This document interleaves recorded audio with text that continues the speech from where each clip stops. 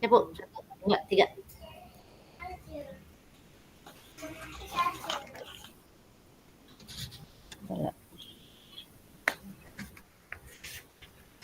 Assalamualaikum, selamat pagi Ibu. Waalaikumsalam, selamat pagi Ibu Nita. Bagaimana kabarnya Bu hari ini? Alhamdulillah baik Ibu, sehat. Baik, mari kita langsung saja ke sesi tanya jawab ya Bu. Siap Ibu. Nah, sebelum kita mulai, bagaimana perasaan Ibu menjelang sesi coaching kali ini? Ada hal khusus yang ingin Ibu diskusikan atau fokuskan? Sejujurnya banyak ini nih Bu, banyak permasalahan Bu di saya nih Bu, jadi mohon saling berbagi ya Bu. Oh, benar sekali. Ada kalanya kita bisa menghadapi masalah, tantangan, hambatan saat bekerja. Dan kita tuh pasti dituntut untuk mencari solusi. Maka itu kita jadikan sesi ini sebagai ruang untuk mencari solusi bersama ya. Siap Bu. Oke, kita lanjut ke sesi tanya jawab saja ya Bu.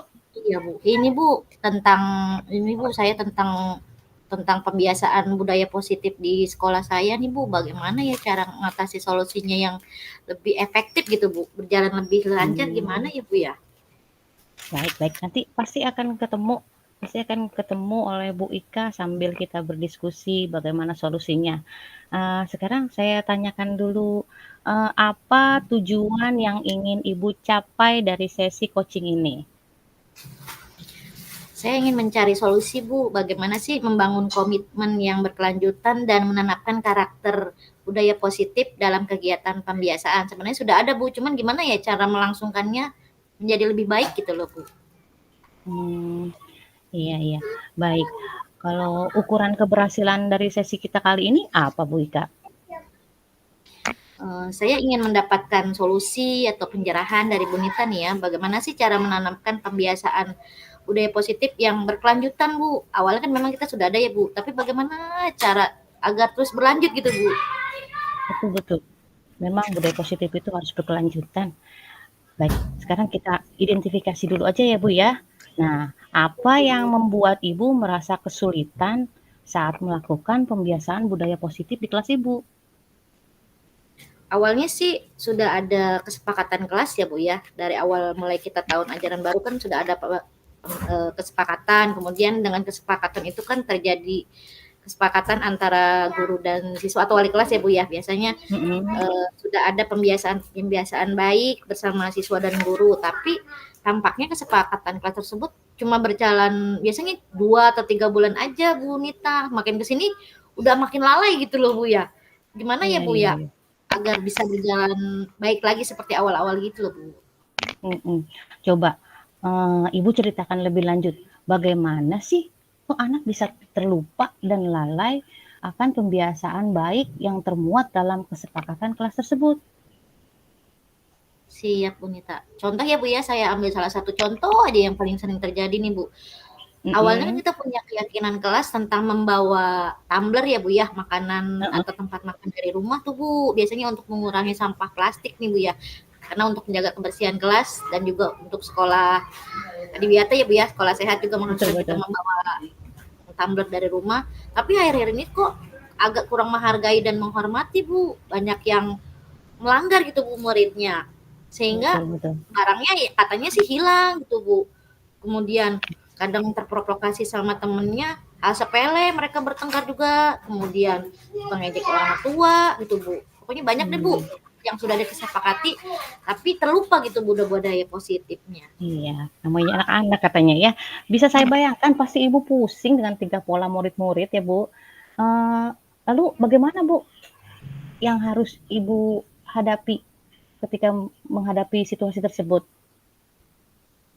Ya sebenarnya pusing ya Bu ya, pertama dari tumbler, kemudian ada yang berantem, ada yang kemudian ajak orang tua, aduh kayaknya makin berkecamuk nih Bu, di hati dan di Iya, kepala nih. Sudah banyak seperti yang melanggar kecamuk gitu. dalam kopi ya, Bu. Itu bagus, Bu, justru bagus seperti itu. Tentunya Ibu sangat perhatian sama anak-anak muridnya. Jadi sangat memikirkan karakter muridnya kelak. Ayo kita sama-sama cari solusi untuk mengatasinya. Apa ada hal yang lain yang Ibu ingin tambahkan? Saya Keinginan sih Ibu? pengennya apa ya Bu, untuk menangani itu supaya ada solusinya gitu loh Bu ya. Ya, Jadi supaya anak juga supaya berkelanjutan tadi seperti kata Bu Ika supaya ya? berkelanjutan ya Bu, bisa tumbuh Berarti kebiasaan-kebiasaan karakter bisa diwujudkan gitu Bu mhm, nanti. iya, komitmen berarti ya? Iya Bu. Nah, sekarang mari kita merancang rencana aksi ya, Bu. Siap Ibu. Eee, Apa rencana Ibu dalam mencapai tujuan tadi? Rencananya sih saya mau diskusi dulu nih Bu sama siswa. Biasanya anak ABG nih Bu dari SD kan di SMP ya Bu, saya di SMP 14 Bu Iya, Nita. betul. Dari kesepakatan kelas itu saya ingin mengajak mereka berpikir nih Bu. Sebenarnya Iya, dari yang sudah kesepakatan kelas itu kan pasti ada kebaikan ya Bu ya. Terkandung mhm, dalam kesepakatan kelas itu pasti ada baiknya, ada timbul rasa baiknya, tapi tidak lupa jangan melalaikannya. Kemudian ingin berkolaborasi sama teman sejawat, guru-guru yang lain supaya berhasil mempraktekkan budaya positif. Jadi tidak hanya saya ya Bu, tapi juga mhm, guru yang lain, kemudian siswa juga yang lain. Terus terakhir saya ingin ngajak orang tua Bu bagaimana berperan aktif dalam membangun karakter putra-putrinya. Karena betul waktu betul, di lingkungan rumah ya, dan lingkungan sekolah pasti lebih banyak ya Bu ya, lebih banyak kan di betul, luar sekolah gitu Bu. mhm. Itu merupakan langkah yang sangat baik, Bu Ika. Lalu prioritas yang Ibu miliki dalam rencana aksi Ibu apa prioritasnya? Prioritas saya itu kembali mengulang diskusi nih Bu, bagaimana Mhm, berkomitmen kembali agar kesepakatan kelas yang membuat pembiasaan positif, kemudian mengadakan parenting Bu biasanya ke wali murid ya Bu ya. Wali betul, sekarang murid parenting sering. iya, komunikasi sama wali murid bagaimana mendukung dan berkomitmen menjalankan budaya positif agar sejalan di sekolah dan di rumah. Betul. Lalu apalagi Bu, apa strategi yang bisa Ibu gunakan untuk mencapai tujuan presentasi Ibu itu? Saya akan mencari referensi informasi tentang cara berkomitmen dengan budaya positif dengan kolaborasi dengan teman sejawat Bu. Kemudian biasanya dalam Mhm, satu sekolah dulu Bu, agar bisa iya kompak, betul. kemudian melanjutkannya budaya positif agar tercipta dengan baik. Gitu Bu. Ya, sangat baik. Rencana aksi yang struktur dan fokus akan membantu Ibu mengatasi tantangan dengan lebih efektif lagi. Nah, sekarang mari kita masuk ke tahap tanggung jawab ya, Bu. Nah, ini kita lihat komitmen Ibu ya. Jadi, apa sih komitmen Ibu terhadap rencana aksi yang sudah Ibu buat? Saya berkomitmen untuk mengatur jadwal pertemuan diskusi setelah saya dapatkan cara yang tepat dari hasil pencarian informasi dan kolaboratif dari teman sejawat. Jadi kami bicara lagi ya Bu ya, kolaborasi lagi, Iya, iya. membicarakan kembali. Betul. Mhm. Baik, terus, siapa aja, Bu? Siapa dan apa yang dapat membantu Ibu dalam menjaga komitmen Ibu? Saya rasa komitmen yang harus menyeluruh itu antara kepala sekolah, guru, siswa, orang tua juga saling berperan ya Bu ya. Betul, benar sekali, Bu, saling, bersinergi ya dalam satu sekolah, heeh. Lalu tindak lanjut dari kegiatan coaching ini apa, Bu? Saya akan terus mencari informasi Bu dan pengetahuan bagaimana ya cara membentuk karakter yang baik bagi murid yang kuat sehingga sering melakukan kolaborasi dengan teman sejawat dan orang tua murid di sekolah saya Bu. Wah, itu bagus sekali, Bu Ika. Alhamdulillah, solusi sudah kita dapatkan ya, Bu. Tadi yang udah Ibu sebutkan dan kebetulan saya sini sempat mencatat juga, eee Saya berharap Ibu terus berkomitmen terhadap apa tujuan Ibu dan dari diskusi kita kali ini, dan nanti kita dapat bertemu lagi kembali Bu Ika untuk membahas perkembangannya. Baik Ibu, terima kasih ya Bu Nita atas waktunya. Senang sekali nih Sama-sama. Bu, saya bisa berbincang dan berdiskusi sama Ibu. Sama-sama Ibu, selamat beraktivitas kembali. Assalamualaikum warahmatullahi wabarakatuh. Terima kasih Bu Nita. Waalaikumsalam. Sehat selalu Bu Nita. Ya, amin. Sama-sama.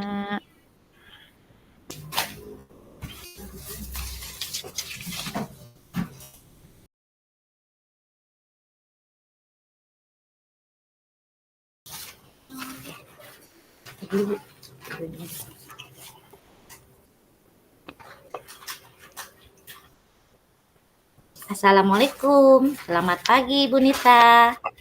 Waalaikumsalam. Selamat pagi juga Ibu. Gimana kabarnya nih Bu Nita? Alhamdulillah sehat Bu, kabarnya baik. Bu Nita sudah berapa lama ya kira-kira mengajar di sekolah?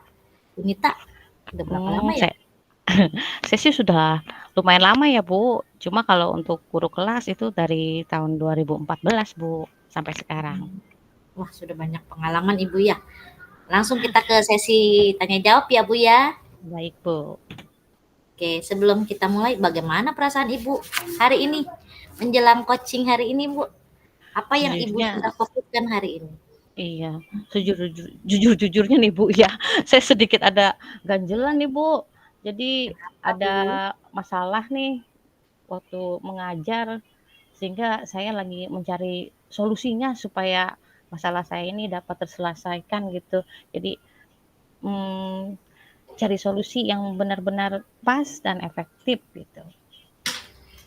Benar sekali ya Bu ya, kadang kita menghadapi masalah, tantangan, hambatan saat bekerja. Tidak terlepas dari beberapa kita tahun mengajar ya Bu ya, pasti ada aja solusinya ya Bu ya. Betul Bu. Mari kita jadikan sesi ini sebagai ruang untuk menjelajahi solusi bersama ya Bu ya. Kita langsung ke sesi tanya jawab aja ya Bu ya. Oke Ibu.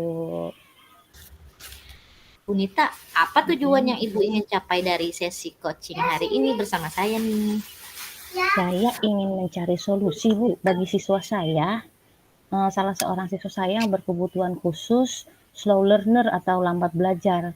Utamanya saya itu ingin dia bisa lancar membaca hingga dia bisa lebih percaya diri, apalagi kan sekarang dia sudah kelas 5.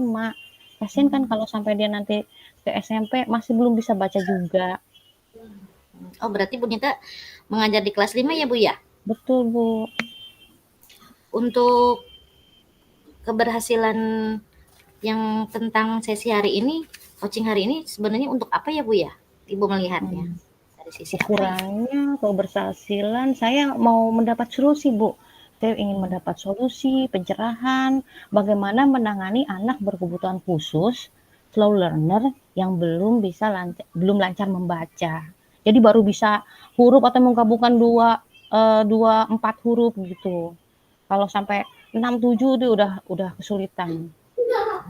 Di kelas 5 masih ada seperti itu ya Bu ya? Masih ada Bu. Kan anak berkebutuhan khusus. Iya ya Bu. Berarti satu kelas itu udah berapa ya Bu ya? Ada 26 orang Bu kelas saya. 26. Berarti yang selalu respon ini berapa orang Ibu? 1 orang sih. Cuma ya saya merasa karena sudah kelas 5 ada yang belum bisa baca ketika saya lagi mengajar kan ada sesuatu tantangan buat saya ingin dia bisa baca juga. Oke, setelah saya tahu tujuannya, kita masuk ke identifikasi ya Bu ya. Apa sih yang membuat Ibu merasa kesulitan saat mengajar anak yang belum lancar membaca itu ya Bu ya? Iya, seperti saya ceritakan tadi, saya mengajar di kelas 5, saya memiliki seorang anak berkebutuhan khusus, dia belum bisa lancar membaca. Nah, sedangkan kelas 5 itu kan bukan untuk peruntukan belajar membaca ya, belajar awal membaca, bukan belajar di awal membaca itu. Jadi mereka tuh kalau udah kelas 5 membutuhkan pemahaman, bukan hanya harus bisa membaca saja. Anak kelas 5 itu butuh pemahaman yang cukup berat, lumayan buat seusia mereka. Anak yang belum lancar membaca ini kadang selalu tertinggal, dan terlupakan sama saya, karena saya fokus mengejar materi yang padat tuh, karena kelas 5 kan intinya di SD itu di kelas 5 tuh bahan apa, materi-materinya penuh di situ. Jadi begitu, Bu. Oh, berarti agak sulit ya dia untuk mengejar teman-temannya Iya, yang lain ya, ini Bu, ya? sekarang saya jadi terlupa, Nih, terlupa Bu, saya ya. punya anak yang belum lancar membaca, saya nyerocos aja terus ngejar materi. Mhm. Ibu kan itu solusinya untuk anak yang kurang yang slow respon ya, Bu. Itu biasanya Iya, dia slow bagaimana learner. sih, Bu? Belajar di kelasnya gimana ya, Bu, ya? Yang slow Biasanya learner anak itu anak slow learner di kelas saya itu, biasanya kayak nyalin soal aja, nyalin teks, nyalin soal, lama itu juga, terus dia belum mahir membaca ya, terus bisa, menggabungkan membacanya itu cuma 2 huruf atau 4 huruf, terus, ketika dia menjawab soal, ya soalnya nggak nyambung dong, belum nggak bisa baca. Jadi dia cuma mmm, ngopi aja tuh soal, di-copy lagi sama dia tuh. oh Jadi disalin kalau ulang ya, saya Bu, ya?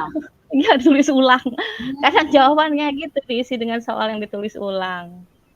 Aduh, saya bisa bayangin tuh, Bu. Ibu pasti bingung ya, Bu, ya. Gimana cara menghadapinya? Sedangkan Ibu harus tetap ngejar materi dan 27 siswa yang lainnya, Bu, ya. Terus bagaimana, Bu, Betul, cara mengatasi siswa dan situasi tersebut, mmm, Ibu Bu Nita nih?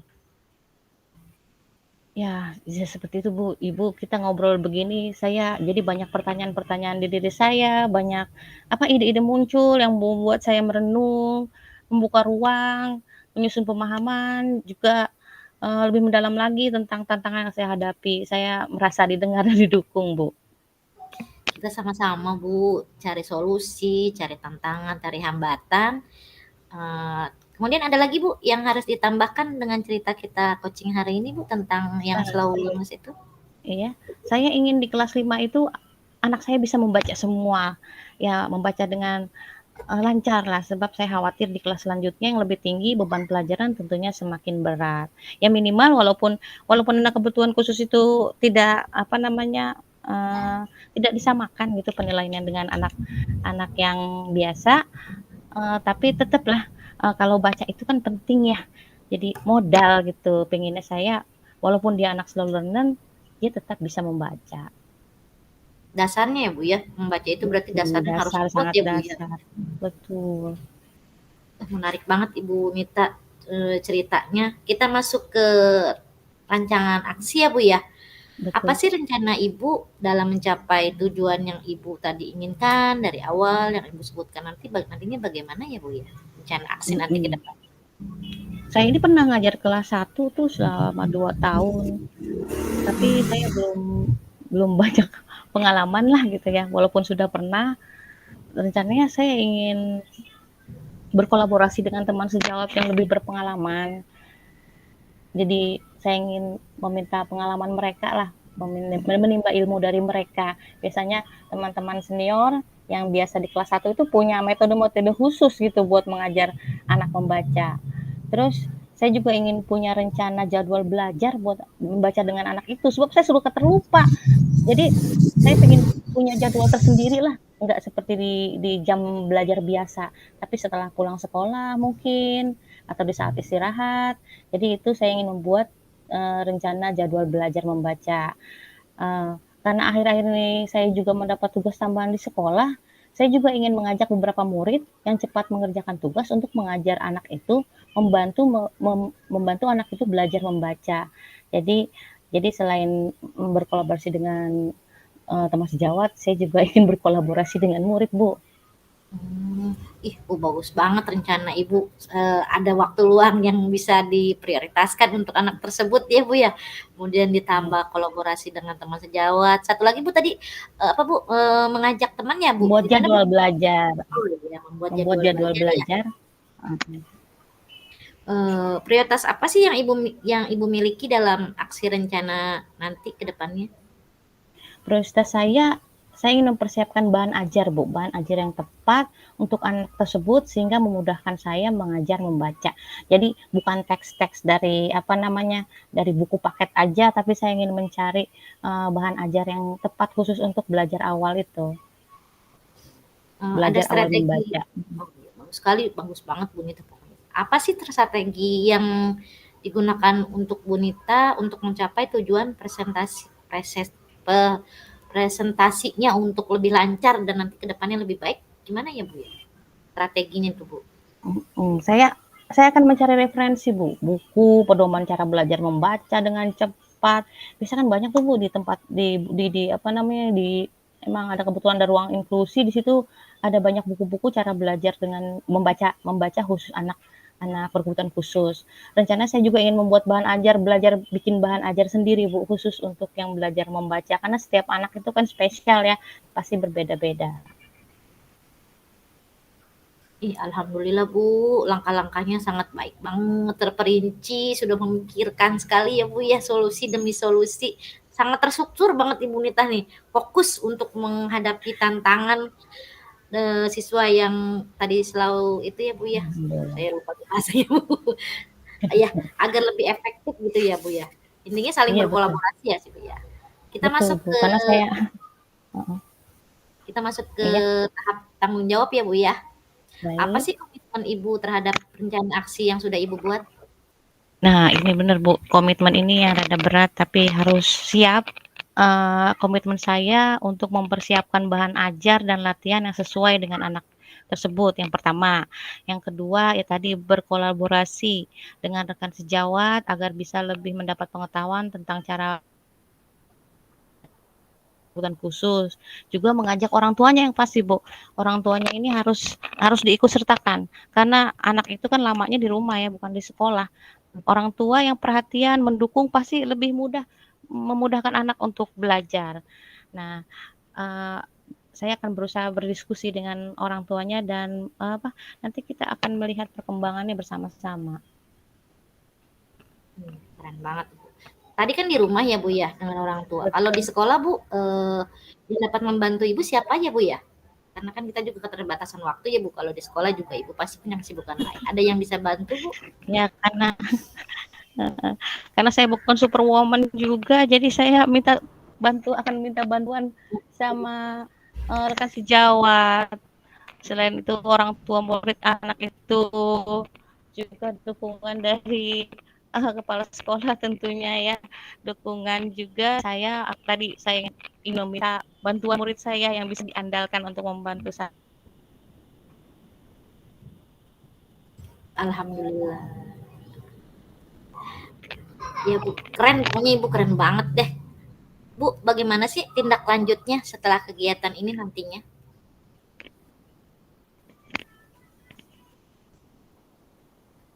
Tindak lanjut dari kegiatan coaching ini Bu bagaimana ya?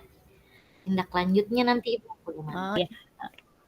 Saya akan terus mencari informasi, Bu. Terus mencari informasi dan pengetahuan, menimba ilmu, bagaimana mengajar anak berkebutuhan khusus. Karena kan saya juga pendidikannya bukan dari pendidikan anak berkebutuhan khusus juga. Makanya harus benar-benar kita banyak bertanya, banyak belajar, mencari feedback dari teman sejawat, terus meningkatkan kemampuan kita. Kegiatan ini tentunya tidak hanya menjadi fokus sementara, tapi harapan saya itu juga merupakan sebuah perjalanan berkelanjutan menuju pengembangan diri dalam pengajaran. Siap Ibu. Aduh sangat jelas, perinci. Kita sudah dapatkan solusi ya Bu ya. Bagaimana Ibu Betul. menghadapi tantangan, cara mengajar untuk anak Iya, berkebutuhan alhamdulillah. tersebut. Saya berharap Ibu terus berkomitmen terhadap apa yang Ibu lakukan untuk mencapai tujuan yang Ibu inginkan dalam diskusi kita hari ini. Nanti kita akan ketemu lagi ya Bu ya. Terserah Ibu Baik nanti ya. kita atur waktunya 2 minggu boleh, seminggu lagi boleh. Iya, nanti Eh, saya akan ceritakan perkembangan ya Bu Ika. Siap kita bahas perkembangannya ya Bu ya. Ya, baik Ibu, terima kasih atas waktunya. Senang sekali saya dapat Sama-sama Bu Nita. berbincang-bincang dan berdiskusi bersama Ibu hari ini. Kasih sehat selalu untuk Bu Nita dan tetap Sama-sama. semangat. Assalamualaikum. Waalaikumsalam.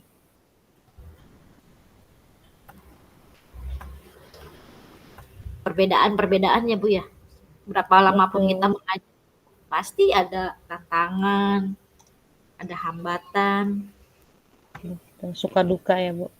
Suka duka mengajar. Ini kebetulan kemarin ada yang sedang curhat gitu ya. Mungkin saya kan belum belum dapat materi coaching ya. Jadi saya kira itu cuma obrolan-obrolan biasa aja. Jadi sebenarnya juga menuju ke sana sih ya, masalah tentang membaca. Kalau di SD kan ya banyaknya masalah anak belum lancar membaca itu. Sebenarnya sih sampai ke SMP masih berlanjut ya Bu ya untuk yang masalah Iya, iya. membaca itu Bu. Kadang juga kita bingung ya Bu ya, satu yang bermasalah, yang 30 lain atau 20 lain gimana ya Bu ya? Nah, Harus itu dia. menyikapinya gitu ya Bu. Di SMP juga masih ada kan Bu yang belum bisa baca ya Bu? Masih Bu, ternyata dari satu SD yang sama Bu ternyata. Oh, tapi Mm-mm, sebenarnya ada bukan salah SD-nya juga sih, memang anaknya anak berkebutuhan khusus ya. harusnya ya Bu ya.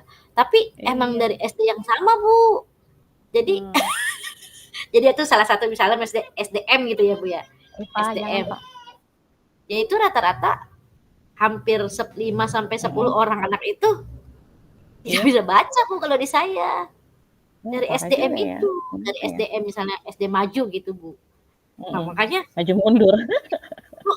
itu bukan kemudian untuk nilai ijazahnya ya Bu ya, lebih Beda-beda tinggi Bu nilainya. dibandingkan sekolah negeri. Emang Tahu? harusnya anak-anak seperti itu di sekolah inklusi sih. Kayak saya kan, tempat saya kan sekolah inklusi ya, SD inklusi. Jadi menerima anak-anak berkebutuhan khusus walaupun nggak banyak sih, satu sekolahan itu sekitar 7 orang. Dan ada yang bisa baca, cuma dia hiperaktif gitu. Jadi kendalanya nggak dibaca aja. Cuma enak memang ada guru khusus yang seminggu 2 kali datang gitu. Fokusnya buat ngajarin apa kekurangan mereka. Jadi kita juga Makanya kan terbantu banyak informasi dari dia, kan dia kan memang khusus pendidikannya itu ya, anak berkebutuhan khusus. Jadi enaknya bisa sharing sama mereka. kadang kami di SMP bingung Bu, kami sendiri kan bukan SMP inklusi ya Bu ya. Inklusi ya. Sedangkan kami kan muridnya hampir 1000. Gimana ya Bu ya, satu atau 3 orang yang bermasalah, 900 yang lain. Kalau di SMP anak saya dulu gitu Bu. Jadi ada anak yang belum lancar baca, itu dilempar ke BK yang apa? BP ya, BP. Jadi BP yang ngajarin baca. Ya itu karena katanya guru-gurunya gak ada waktu kalau yang yang lainnya. Cuma kan nggak semua guru itu punya ilmu khusus buat ngajarin baca ya, apalagi buat guru yang udah sekolah menengah tidak dikasih ilmu buat mengajar baca kan. Iya. Jadi pemikiran kita kan SMP sudah bernalar ya Bu ya. Iya, Sudah betul. tidak bukan membaca tapi kita sudah menemukan solusi apa arti ini, bagaimana rumus. Kalau harus Iya. dari dasar, aduh. Udah pemahaman, penalaran. Gimana solusi untuk 35, 34 yang lain dibandingkan satu yang kadang juga ya tidak bisa menyalahkan, kadang juga kita SD mana nih gitu ya Bu. Enak, tapi kalau sekolah inklusi itu Bu masalah nilai ya. Sekolah inklusi itu nggak boleh ngasih nilai tinggi buat anak inklusi. Dia ada batasannya. Nilai Tapi ini tuh harus standarnya segini gitu. Jadi tapi nggak kadang bisa. orang tua ya Bu ya, orang tuanya sendiri juga tidak apa ya Bu ya, tidak memahami bahwa dia tidak menerima bahwa anaknya itu inklusi ya Bu ya. Oh Kadang itu gitu. banyak yang seperti itu. Ada yang marah-marah. Tapi memang setelah ditanyakan sama pihak yang ahli gitu, di sana pembimbing kita tuh seorang psikolog, dia bilang ya memang tidak bisa dipaksakan, kalau orang tuanya tidak mau kita tidak bisa memaksakan, jadi tidak dipaksa kalau dia Iya. tidak mau jadi anak inklusi, padahal sangat memudahkan dan apa ya, kan mahal ya Bu, sekolah-sekolah yang ada guru khusus itu kan mahal, ini gratis loh tuh. Bahkan sampai yang susah berbicara, dia punya kendala susah berbicara, itu diajarin supaya lancar bicaranya, pakai alat-alat tuh yang macem-macem dah tuh alatnya, tiup segala macam. Kan coba kalau dia harus bayar gitu ke terapis kan mahal. Nah itu tadi orang tuanya ini yang tidak mau menerima kalau anak-anaknya itu memang anaknya itu ya berkebutuhan khusus. Sebenarnya saya di SMP sebelah nih Bu, SMP tetangga nih. Itu sebenarnya inklusi, tapi ya orang tuanya sendiri ya tidak mau memindahkan anak, bahwa sebenarnya anak dia normal gitu loh Bu. Aduh gimana ya? Karena dia nggak mau disebut anak inklusi. Padahal anak yang yang, otaknya sangat pintar apa jenius ya, jenius aja termasuk Mhm. anak inklusi loh katanya. Karena dia tuh nggak bisa Mhm. disamakan dengan anak-anak yang biasa, anak-anak yang biasa karena, dia itu jenius butuh penanganan khusus anak jenius itu. Berarti kan anak inklusi nggak di-label, Kalau nggak di sudah kembali ke main room ya itu. oh iya Bu, jadi enak ngobrol. Iya. Terima kasih Bu Nita untuk percakapan hari ini ya Bu Nita. Iya, baik, sama-sama